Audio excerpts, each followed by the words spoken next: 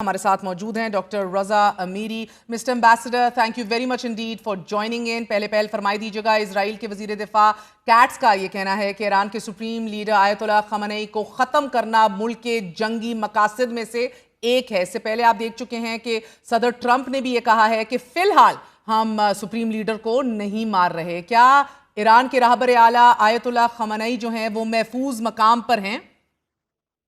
तकरीबन एक हफ्ता गुजर चुका है इस जारियत को और अब सेहूनी महाज पर शिकस्त की अलामात नुमायां हो चुकी हैं। यही वजह है कि अब वो रहबर मुअज़्ज़म इनकलाब इस्लामी को बराह रास्त धमकियां देने पर उतर आए हैं। ये धमकियां जो इसराइल की जानिब से दी गई हैं और जिनकी अमेरिका ने भी हमायत की है, इस बात का वाज़ेह सबूत है कि उनका असल निशाना इस्लामी जमहूरिया ईरान है, सिर्फ इसलिए कि ईरान गुज़श्ता 40 बरसों से उनकी जोर जबरदस्ती के खिलाफ डटा हुआ है। आज खुद अमेरिका के अंदर ये बहस जारी है कि अमरीकी कवानीन के तहत किसी खुद मुख्तार रियासत के सरबराह को कत्ल की धमकी देना नाकाबिले कबूल और गैर कानूनी है। इस तरह की धमकियां खुद अमेरिका के अपने आइन और कानून की खुली खिलाफ वर्जी हैं। हम इस वक्त हालत जंग में हैं। हम न सिर्फ अपने वतन का दिफा करेंगे बल्कि अपने कायदीन बिलखुसूस रहबर मुअज़्ज़म इनकलाब इस्लामी की हिफाजत को भी अपना कौमी और दीनी फरीजा समझते हैं। उन्होंने यकीनन इस्लामी दुनिया के शदीद रद्द-ए-अमल को देख लिया होगा। अगर वो किसी भी किस्म की हमाकत के मुर्तकिब हुए तो दुनिया भर के मुसलमान अमेरिका के तमाम मफादात को निशाने पर ले आएंगे। सेहूनी हुकूमत की तरफ से इस किस्म की धमकियां कोई हैरत की बात नहीं, क्योंकि इसका मकसद ये है कि इस जंग को आलमी सतह पर फैलाया जाए और अमेरिका और मगरब को बराह रास्त जंग में झोंका जाए। हम अमेरिका से हैरान हैं कि वो ऐसी खुली इश्ताल अंगेज और गैर कानूनी धमकियों की हमायत क्यों कर रहा है। और एम्बेसडर साहब, ईरान में हो क्या रहा है as of right now? Intelligence headquarter पर भी इजराइल ने हमला किया है। बकौल इजराइल लोगों के इरानियन मिसाइल्स जो हैं उन्होंने बड़ा सीरियस डैमेज किया है 4 अहम तरीन मकामात पे सेंट्रल और सर्दर्न इजराइल में। लेकिन इजराइल ने जो 5 ईरानी जोहरी मकामात को निशाना बनाने का दावा किया है, क्या आप इसकी तस्दीक या तरदीद कर सकते हैं कि इनमें से कितनी प्लांट्स को नुकसान पहुंचाया गया है? क्योंकि IAEA ने भी ये कहा है कि जमीन पर मौजूद इमारतें जो हैं वो तबाह हो चुकी हैं। बहरहाल ये एक वहशियाना और तबाहकुन हमला है जिसमें अमेरिका और यूरोप के जदीद तरीन हथियार इस्तेमाल हो रहे हैं और सेहूनी हुकूमत मुसलसल हमले कर रही है। इसमें कोई शक नहीं कि हमारी तनसीबात को नुकसान पहुंचा है और ये सिलसिला अभी जारी है। सवाल ये है कि क्या सिर्फ हम ही नुकसान का शिकार हुए हैं या सेहूनी हुकूमत को भी ज़िक पहुंची है, क्योंकि वो भी हमारे मिसाइलों की जद में है। इसराइल की कई अहम तनसीबात, इंटेलिजेंस, फौजी और सिक्योरिटी इदारे शदीद मुतासिर हुए हैं। आज ही आपने देखा कि सेहूनी हुकूमत के वजीर कौमी सलामती ने अल जजीरा चैनल की नशरियात पर पाबंदी लगाने का ऐलान किया, क्योंकि वो वहाँ के हकीकी हालात की तस्वीर और खबरें दुनिया तक पहुँचा रहा था। उसने पुलिस को हुक्म दिया कि जो कोई इस चैनल को देखेगा उसके खिलाफ कार्रवाई की जाए। ये एक खुली जंग है, हम पर भी हमले हुए हैं और हमने भी जवाबी कार्रवाई में नुकसान पहुँचाया है। लेकिन जो फरीक इस वक्त घबराहट और बौखलाहट का शिकार है और जो मीडिया को खबरें नशर करने से रोक रहा है, वही फरीक है जिसे ज्यादा नुकसान पहुंचा है। और एम्बेसडर साहब, अमेरिका और इजराइल दोनों ही इरानियन आसमानों तक मुकम्मल रसाई का ये दावा कर रहे हैं। सदर ट्रंप ने तो दरअसल ईरान पर बमबारी की धमकी भी दे डाली है। अब उनका ये ये कहना है कि कुछ बड़ा होने वाला है आने वाले हफ्ते में। ईरान क्या सोच रहा है राइट नाउ सर? ईरान की क्या असेसमेंट है सूरत हाल की? क्या अमेरिका जंग में इनेविटेबली शामिल हो जाएगा? Do you think this is imminent? हमें यकीन है कि इजराइल अमेरिका को इस जंग में घसीटने की कोशिश कर रहा है, क्योंकि खुद इजराइल कमजोर और बेबस हो चुका है। अगर अमेरिका इस जंग में शामिल होता है तो इसके नताइज न सिर्फ खित्ते बल्कि पूरी दुनिया के लिए तबाहकुन होंगे, जो यकीनन अमेरिका के मफाद में नहीं है। अगर अमेरिका जंग में बराह रास्त शामिल हो भी जाए तो जैसे हमने गुज़श्ता हफ्ते सेहूनी हुकूमत के सामने डट कर मुज़ाहमत की, वैसे ही अमेरिका के खिलाफ भी मुज़ाहमत करेंगे। अमेरिका फिलहाल सिर्फ नफ्सियाती जंग का हिस्सा है, उसके हथियार तो पहले से ही इजराइल के पास मौजूद हैं। हम अपनी मुज़ाहमत हर सूरत जारी रखेंगे। अगर इजराइल का दावा है कि फ़ज़ाई हुदूद उसके मुकम्मल कंट्रोल में हैं, तो फिर अमेरिका की मुदाखलत की क्या ज़रूरत बाकी रह जाती है? और अगर वाकई वो ईरान की तमाम तनसीबात तबाह कर चुके हैं तो फिर अमेरिका से मदद की फरियाद क्यों? या तो उनका दावा झूठा है या फिर नेतन्याहू की ये साजिश है कि इस जंग को आलमी सतह पर फैला दे ताकि खुद को इस बहरान से निकाल सके जो उसने खुद पैदा किया है। अगर कोई मुल्क इस जंग में शामिल हुआ तो ईरान लाजमन उसका जवाब देगा और जहां कहीं भी उसके मफादात होंगे उन्हें निशाना बनाया जाएगा। हम अमेरिका को तंबीह करते हैं कि वो इस खतरनाक खेल का हिस्सा ना बने, और अगर वो फर्दू जैसे मराकज़ पर हमला भी कर दे तो याद रखे कि जोर इल्म हमारी नस्लों के जहनों में महफूज है। ये इल्म मिटाया नहीं जा सकता। तो बेहतरीन बात आपने कही, जहनों से तो नहीं निकाला जा सकता एम्बेसडर साहब, लेकिन अब ऑफिशियल्स और माहिरीन ये दावा कर रहे हैं कि अमेरिका के जो 30,000 पाउंड यानी कि 13,000 किलोग्राम का बंकर बस्टर बम है صرف وہی فقط ایک ہتھیار ہے کہ جس سے آپ کا یہ انسٹالیشنز اور بالخصوص فردو فیول انریچمنٹ پلانٹ جو ہے وہ تباہ کیا جا سکتا ہے. اور اگر امریکہ حملہ کرتا ہے تو سر آپ یہ بتائیے گا امبیسڈر صاحب، آپ خطے میں موجود امریکی ایئر بیسز پر حملہ کریں گے؟ انہیں بخوبی علم ہے کہ اسلامی جمہوریہ ایران نے کبھی بھی ایٹمی ہتھیاروں کا ارادہ نہیں کیا. بین الاقوامی ایٹمی توانائی ایجنسی IAEA بار بار تصدیق کر چکی ہے کہ ایران نے اپنے پرامن راستے سے کوئی انحراف نہیں کیا.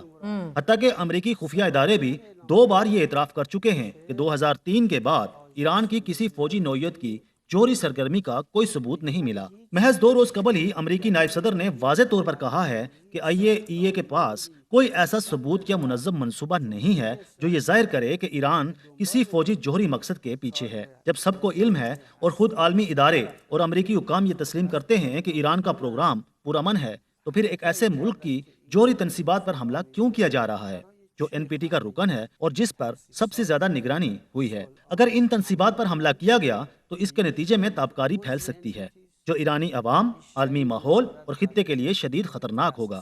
یہ حملہ IAEA کی قرارداد 533 اور اقوام متحدہ کی تمام بین الاقوامی قراردادوں کی خلاف ورزی ہوگا. امبیسڈر صاحب، لیکیج تو ایک بہت بڑا اور تابکاری یہ خطرہ ہے جس کو پوری دنیا جس سے ڈر رہی ہے، لیکن اب تک ایران نے سر میڈیم رینج کے تقریباً 700 میزائل استعمال کیے ہیں.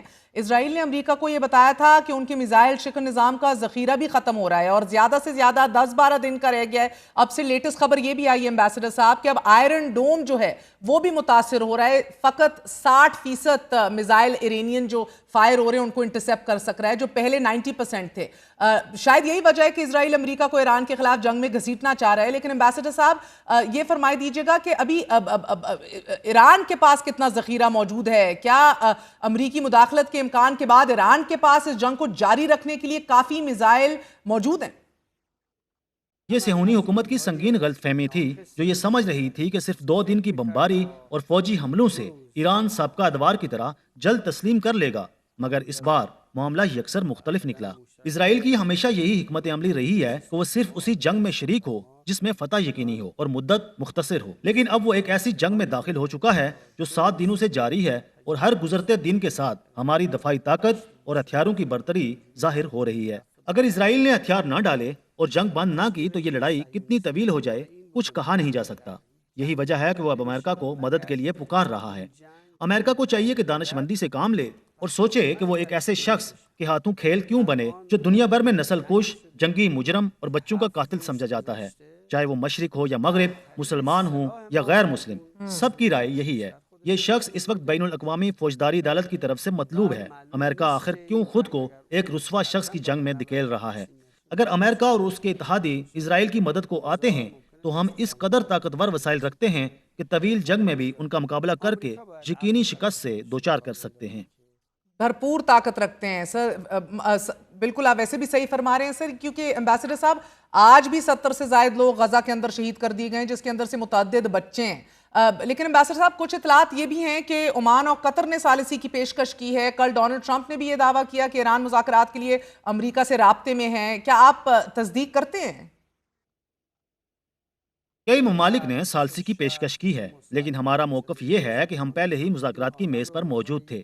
ہم نے طے کیا تھا کہ 15 جون کو مسقط میں امریکی وفد سے بات چیت ہوگی، لیکن اس سے صرف 2 دن قبل 13 جون کو ایران پر حملہ کر دیا گیا.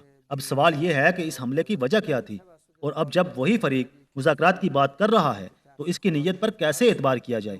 کیا کوئی ملک جنگ، بمباری اور آتش و آہن کی گولہ باری کے دوران مذاکرات کرے گا؟ اگر وہ واقعی مخلص ہیں اور سنجیدگی سے بات چیت چاہتے ہیں تو پہلے جنگ بند کریں. ہم ہمیشہ مذاکرات کے لیے تیار رہے ہیں، ہم نے کبھی دروازے بند نہیں کیے، لیکن ہر بات کے لیے حالات اور ماحول کا سازگار ہونا لازمی ہے. اور امبیسڈر صاحب بڑا اہم سوال جاننا چاہوں گی، کیونکہ ایک تو یہ پرانی ان کی پلے بک ہے جس کے اندر ہم نے دیکھا ہے جب رجیم چینج کرنا چاہتے ہیں تو اساسینیشنز ہوتی ہیں ٹاپ ملٹری آفیشلز کی، نفسیاتی وارفیئر ہوتا ہے، ڈس انفارمیشن کیمپینز ہوتی ہیں اور بڑی سمبولک ٹارگیٹنگ ہوتی ہیں ریاستی اداروں کی. اینڈ سالہ سال ہم نے یہ دیکھا ہے کہ امریکی اور اسرائیلی اسٹریٹجسٹ جو ہیں وہ یہ بتاتے رہے ہیں، کبھی کبھار کھل کے کبھی کبھار چھپ کے، مگر بہرحال یہ کہتے رہے ہیں کہ صرف اور صرف ایک ہی دیر پا حل ہے، اور وہ یہ ہے کہ نہ صرف نیوکلیئر ایمبیشنز ختم کیے جائیں ایران کے، مگر حکومت کو تبدیل کیا جائے. آج کی بھی جو کیمپین ہے وہ الائن کر رہی ہے ان تمام تر لانگ سٹینڈنگ آبجیکٹیو سے. تو میں یہ جاننا چاہ رہی ہوں کہ کیا آپ لوگوں کو خدشہ ہے اس حوالے سے، کوئی سائیکولوجیکل، پولیٹیکل اور جو سوشل پریشرز اب ڈالے جا رہے ہیں، ایران کے اندر سے کوئی انٹرنل اپرائزنگ جو ہے وہ سر اٹھانے لگے؟ یہ امریکہ اور اسرائیل کا پرانا خواب ہے کہ ایران کو کمزور کیا جائے، لیکن حقیقت یہ ہے کہ اس جارحیت نے ایرانی قوم کو پہلے سے کہیں زیادہ متحد کر دیا ہے۔ آج پورا ملک تیار ہے کہ اپنی سرزمین اور مادر وطن کے دفاع میں ہتھیار اٹھائے۔ یہ حملہ ایک بلا جواز اور کھلی جارحیت تھی، اور ایرانی عوام کی واضح اکثریت اپنے نظام، قیادت اور وطن کے دفاع کے لیے ہر قربانی دینے کو تیار ہے۔ یہ اسرائیل اور امریکہ کا وہی پرانا خواب ہے جو ہمیشہ ناکام رہا اور آئندہ بھی کبھی پورا نہیں ہوگا۔ انشاءاللہ۔ اور امبیسڈر صاحب، جیروسلم پوسٹ کا یہ دعویٰ ہے کہ 28 مشتبہ افراد ہیں، ان پر اسرائیل کے لیے جاسوسی کے الزام میں ان کو گرفتار کیا گیا۔ پھر ایک اور خبر آئی کہ 73 ایسے لوگ ہیں کہ جن کی جو اس حوالے سے جاسوسی کر رہے تھے، جن میں سے کچھ جو ہیں وہ ہندوستانی شہری ہیں۔ اور یہ میں سوال امبیسڈر صاحب آپ سے اس لیے پوچھ رہی ہوں کیونکہ پچھلے سال حزب اللہ کے خلاف بھی جو پیجر حملے تھے، ان حملوں میں بھی ایک نارویجن ہندوستانی شہری جو ہے وہ ملوث پایا گیا تھا۔ تو جن افراد کو ابھی تک گرفتار کیا گیا ہے مسٹر امبیسڈر، ان کی شہریت بتانا پسند کریں گے؟ ایران اور صہیونی حکومت کے درمیان انٹیلیجنس اور سائبر جنگ ہمیشہ سے جاری رہی ہے، اور ممکن ہے کہ ایران میں کچھ افراد اسرائیل کے لیے جاسوسی کے الزام میں گرفتار کیے گئے ہوں، جیسا کہ اسرائیل نے بھی حالیہ دنوں دعویٰ کیا ہے کہ اس نے ایران کے لیے کام کرنے والے جاسوسوں کو پکڑا ہے۔ ایسے حالات میں یہ معمول کی بات ہے کہ ممالک اپنی سیکیورٹی کو فعال رکھتے ہیں، لیکن ابھی تک ان افراد کی شناخت اور تفصیلات سیکیورٹی اداروں کے پاس ہیں اور عام نہیں کی گئیں۔ مجھے ذاتی طور پر ان کی شناخت سے کوئی واقفیت نہیں ہے۔ اور مسٹر امبیسڈر، اگر فیلڈ مارشل سید عاصم منیر ایران اور امریکہ کے درمیان ثالثی کی کوشش کرتے ہیں یا پھر امن بحال کرنے میں کوئی کردار ادا کرنا چاہتے ہیں، تو ایران اس پر کیا رد عمل دے گا؟ اسلامی جمہوریہ ایران ہمیشہ سے مذاکرات کا حامی رہا ہے۔ ہمارا مطالبہ واضح ہے کہ جو فریق حملہ آور ہے وہ اپنی جارحیت بند کرے۔ ہم مذاکرات سے کبھی فرار اختیار نہیں کرتے، لیکن صہیونی حکومت سے کسی بھی قسم کا کوئی مکالمہ نہیں ہو سکتا، کیونکہ ہم اس جعلی، قابض اور بچوں کے قاتل نظام کو کسی صورت تسلیم نہیں کرتے۔ ہمارا موقف یہ ہے کہ اسے اس خطے سے مکمل طور پر ختم ہونا چاہیے۔ جہاں تک امریکہ کا تعلق ہے، اگرچہ اس کی پالیسیاں ہم سے مختلف، ظالمانہ اور توسیع پسندانہ ہیں، لیکن بہرحال وہ ایک ملک ہے جسے ہم بین الاقوامی طور پر تسلیم کرتے ہیں، اگرچہ ہمارے اس سے سفارتی تعلقات نہیں ہیں۔ ماضی میں ہم نے امریکہ سے بات چیت کی ہے، اگرچہ بالواسطہ، اور اگر حالات سازگار ہوں تو ہم آئندہ بھی بات چیت کے لیے تیار ہیں۔